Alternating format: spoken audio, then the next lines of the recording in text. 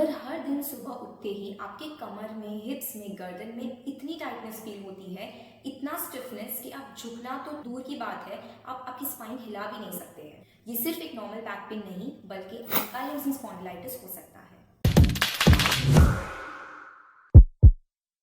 Hello friends, मैं हूं doctor Dhwani Jain, आपकी physiotherapist and welcome back to my channel health and wealth. आज की वीडियो में हम एंकाइलोसिंग स्पॉन्डिलाइटिस के बारे में बात करेंगे। सबसे पहले जानते हैं कि एंकाइलोसिंग स्पॉन्डिलाइटिस क्या होता है। एंकाइलोसिंग स्पॉन्डिलाइटिस नाम सुनते ही डर लगता है, लेकिन इसे ब्रेक डाउन कर लेते हैं। एंकाइलोसिंग का मतलब है स्टिफ हो जाना, बेंड हो जाना या फ्यूज हो जाना, और स्पॉन्डिलाइटिस का मतलब है स्पाइन की इन्फ्लेमेशन। एंकाइलोसिंग स्पॉन्डिलाइटिस एक क्रॉनिक इन्फ्लेमेटरी आर्थराइटिस है जो हमारे स्पाइन और जॉइंट्स को अफेक्ट करती है। इसमें धीरे धीरे हमारे स्पाइन के वर्टेब्रा यानी कि जो हड्डियां होती है वो फ्यूज होने लगती है, और वर्स्ट केसेस में पूरी बैक जो है वो एक बैम्बू स्पाइन की तरह स्टिफ हो जाती है। अब इसका कारण जान लेते हैं। एंकाइलोसिंग स्पॉन्डिलाइटिस यूजुअली एक HLA-B27 नाम के जीन की वजह से होता है। ये जीन जिसमें भी पाया जाता है उन्हें एंकाइलोसिंग स्पॉन्डिलाइटिस होने के चांसेस बढ़ जाते हैं, लेकिन ये जरूरी नहीं है कि जिन लोगों में ये जीन प्रेजेंट है उन सभी को एंकाइलोसिंग स्पॉन्डिलाइटिस होने वाला है, क्योंकि इस बीमारी में एनवायरमेंटल फैक्टर्स भी काम करते हैं, जैसे कि कोई इन्फेक्शन हुआ है या लाइफस्टाइल चेंजेस वगैरह।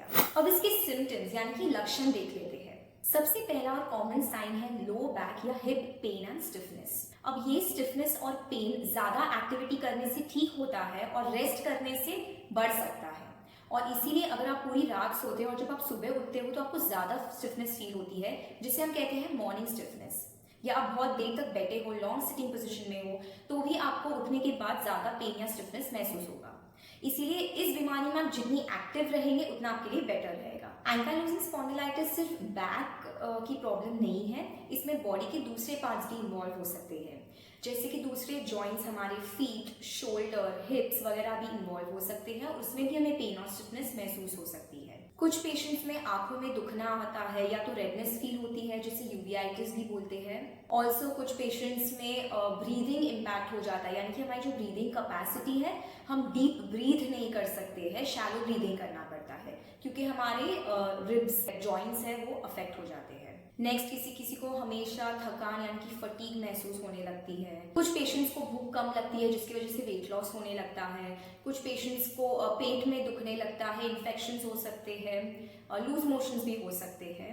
ऐसे बहुत सारे बॉडी पार्ट्स अफेक्ट हो सकते हैं। अब अगर आपको ऐसे सिम्टम्स दिखाई देते हैं तो सबसे पहले आपको आपके डॉक्टर को कंसल्ट करना है, जिससे वो जल्दी ही आपकी बीमारी को डायग्नोस कर सके। अब डायग्नोसिस कंफर्म करने के लिए डॉक्टर्स आपको कुछ टेस्ट सजेस्ट कर सकते हैं, जैसे कि CRP, ESR, HLA-B27, और साथ ही एक्सरे और MRI भी सजेस्ट कर सकते हैं स्पाइन की कंडीशन देखने के लिए। याद रखिए, इस बीमारी में अर्ली डायग्नोसिस इज बेटर, इसलिए जैसे ही आपको ये सिम्टम्स दिखाई दे आप प्लीज डॉक्टर से कंसल्ट कीजिए और इसे इग्नोर मत कीजिए। अब एंकाइलोसिंग स्पॉन्डिलाइटिस की ट्रीटमेंट की तरफ बढ़ते हैं। अब देखिए, इसका कोई परमानेंट क्योर तो नहीं है, बट सिम्टम वाइज इसे कंट्रोल किया जा सकता है। इसलिए मैं आपको 4 स्टेप्स में ट्रीटमेंट समझाने वाली हूँ।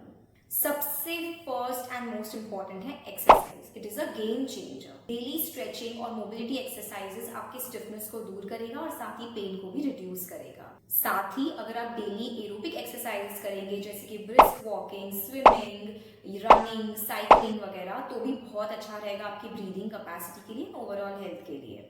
ऑल्सो इसमें स्पाइन में अफेक्ट करता है, इसीलिए मेक श्योर आप पॉस्चरल एक्सरसाइज भी करें। सेकंड है physiotherapy. Manual therapy and guided exercises के साथ आपकी मोबिलिटी इंप्रूव हो सकती है और आपकी स्टिफनेस रिड्यूस हो सकती है। ऑल्सो फिजियोथेरेपिस्ट आपको प्रॉपर अर्गोनॉमिक एडवाइस देंगे, जिससे आपका पॉस्चर भी सही रहेगा। थर्ड है मेडिकेशंस एंड डाइट। जब आप डॉक्टर के पास जाते हैं और ये डिजीज कंफर्म होती है तो आपको कुछ मेडिसिन प्रिस्क्राइब करेंगे, जैसे कि NSAIDs वगैरह, तो वो आपको जरूर लेनी है। और साथ ही एंटी इन्फ्लेमेटरी डाइट अगर आप फॉलो करेंगे तो बहुत ही अच्छा रहेगा। लास्ट है लाइफस्टाइल चेंजेस। सबसे पहले quit smoking. Second, stress manage करना बहुत इंपॉर्टेंट है। इसके लिए आप रिलैक्सेशन प्रैक्टिस कर सकते हैं, ब्रीदिंग एक्सरसाइजेस कर सकते हैं, और अच्छी स्लीप पैटर्न भी मेंटेन करना बहुत जरूरी है इन्फ्लेमेशन रिड्यूस करने के लिए। तो ये थी बेसिक इन्फॉर्मेशन अबाउट एंकाइलोसिंग स्पॉन्डिलाइटिस। अगर आपको ऐसे सिम्टम्स महसूस होते हैं तो प्लीज इसे इग्नोर मत कीजिए और आपके डॉक्टर से चेक करवाइए एंड फिर अकॉर्डिंगली ट्रीटमेंट शुरू करिए। आई होप आपको ये वीडियो अच्छी लगी होगी, और अगर पसंद आई है तो प्लीज इसे लाइक कीजिए, कमेंट कीजिए, शेयर कीजिए अपने फ्रेंड्स के साथ, और उनमें भी अवेयरनेस बढ़ाइए। ऐसे ही हेल्थ रिलेटेड वीडियोस देखने के लिए चैनल को सब्सक्राइब जरूर कीजिए। मिलते हैं अगले वीडियो में। Till then keep moving and stay